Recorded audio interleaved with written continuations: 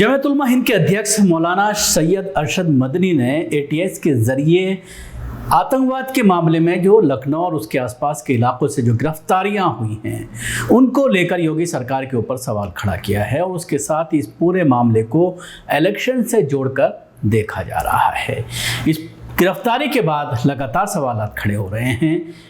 पत्रकारों से बात करते हुए मौलाना सैयद अरशद मदनी जमात उलमा हिंद के जो अध्यक्ष हैं, उन्होंने जब ये ऐलान किया कि जो आरोपी हैं उनका केस वो लड़ेंगे और अपने वकीलों को उन्होंने इंस्ट्रक्शन दिए हैं कि वो उनके केस की पैरवी करें, सारे डॉक्यूमेंट देखें, एफआईआर को पढ़ें, एफआईआर को देखें, जो चार्जेस लगाए जा रहे हैं उसको लेकर पूरी तैयारी की जाए और उसके बाद कोर्ट में पैरवी की जाए मसीरुद्दीन और मिनहाज की, और उसके साथ ही उसके बाद जो लोग गिरफ्तार किए गए हैं। तो उसके बाद सोशल मीडिया पर और इलेक्ट्रॉनिक मीडिया पर जब इस मुद्दे पर बहस हुई तो आरएसएस और संघ के लोग, बीजेपी के लोग मौलाना को घेरते हुए नजर आए, मौलाना के ऊपर आरोप लगाते हुए नजर आए कि आप किसी आतंकी की वकालत किस तरह से करते हैं। सबसे पहले मौलाना से जो सवाल किया गया पत्रकारों के जरिए कि आतंकवादी हैं तो आप उनकी किस तरह से मदद कर रहे हैं, तो मौलाना ने क्या कहा वो आप सुनिए। दो आतंकवादी पकड़े गए और उसमें पता चला आप उनकी कानूनी मदद करना चाहते हैं,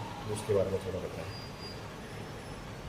आप जो कह रहे हैं कि दो आतंकवादी पकड़े गए, मैं समझता हूँ ये बात गलत है। अभी तो अदालत का कोई फैसला नहीं हुआ है। जिन लोगों ने पकड़ा है ये कहकर पकड़ा है कि ये आतंकवादी है।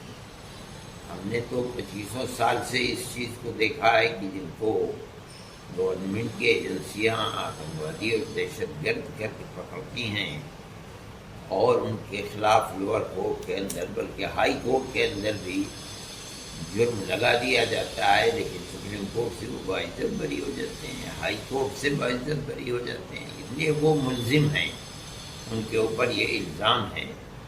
हमारा मानना जमीयत उलमा का ये है कि अगर किसी के ऊपर जुर्म साबित हो जाता है हमें उससे कितने ना देना। जाहिर सी बात है, जब किसी को गिरफ्तार किया जाता है तो उसके बाद सवालात खड़े किए जाते हैं और उसके बाद एक तरह से उनको आतंकवादी साबित कर दिया जाता है मीडिया के जरिए, जो मीडिया ट्रायल किया जाता है और बाकायदा जो चीज़ें सुरक्षा एजेंसियों के जरिए, एटीएस के जरिए, या दिल्ली में अगर पकड़े जाते हैं तो स्पेशल सेल के जरिए, दिल्ली पुलिस के जरिए एक एक पल की जानकारी मीडिया को बताई जाती है कि क्या इनसे रिकवरी हुई है, क्या खुलासे हुए हैं, और उसको लेकर तकरीबन एक हफ्ते तक मीडिया ट्रायल चलता है। लगातार बताया जाता है कि ये कितने ख़तरनाक थे, जो एंगल्स हैं। सबसे बड़ी बात ये कही जाती है कि फ़ला इलाके में जो हिंदू धार्मिक स्थल हैं, चाहे वो मथुरा की बात करें, वाराणसी की बात करें, धार्मिक स्थलों पर ये लोग ब्लास्ट करने वाले थे। उसके साथ ही आरएसएस और संघ के नेताओं के बारे में, बीजेपी के नेताओं के बारे में कहा जाता है कि वो इनके निशाने पर थे। इसी तरह की थ्योरी इसमें भी सामने आई है। लेकिन जब मौलाना ने इस पूरे मामले को लेकर ये कहा है तो उसके बाद मौलाना के ऊपर यह आरोप लगाया जाने लगा कि आप सपोर्ट क्यों कर रहे हैं इन आतंकियों का। तो उस पर मौलाना ने बड़ा शानदार जवाब दिया, आप भी सुनिए। योगी जी ने कल एक स्टेटमेंट दिया कि जो ऐसे दहशतगर्दों का सपोर्ट करता है उनसे लोग दूरी बनाए, इसका क्या मतलब है? नहीं, मैं नहीं जानता हूँ उनका क्या मतलब है। मतलब तो उसका वो बताएंगे। मैं तो आपसे ये कह रहा हूँ कि इस मरहले के अंदर वो मुल्जिम है, मुजरिम नहीं है। जब वो मुल्जिम है, अभी तक ये फैसला नहीं हुआ है, ये तो अदालत फैसला करेगी कि क्या है। कोर्ट इसीलिए बने हैं, हाई कोर्ट है, सुप्रीम कोर्ट है। इसलिए उस वक्त तक हम इस बात को नहीं मानते हैं कि उसकी हेल्प न की जाए।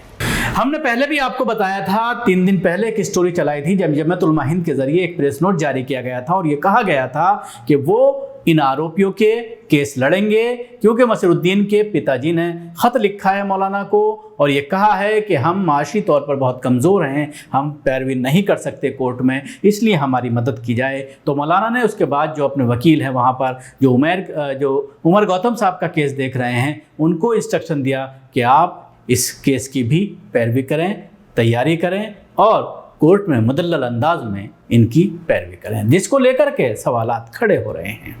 तो वो आपके पास हेल्प के लिए आए? हाँ, हमसे उन्होंने कहा, टेलीफोन कर हमसे भी कहा, तो हम उसमें कुछ नहीं करते। जो हमारी यूनिट है महाराष्ट्र की, वो करते। हमने उनसे कहा कि आप उनसे मिलिए, बात कीजिए, टेलीफोन पर बात कीजिए। वो अगर मुतमईन हो जाएंगे तो आपके केस पे बढ़ेगा। तो क्या वो यहाँ के विद्यार्थी भी रहे हैं दारुल उलूम देवबंद के, कौन? जो लोग पकड़े, या कोई नहीं। कोई और संबंध है उनसे? अच्छा।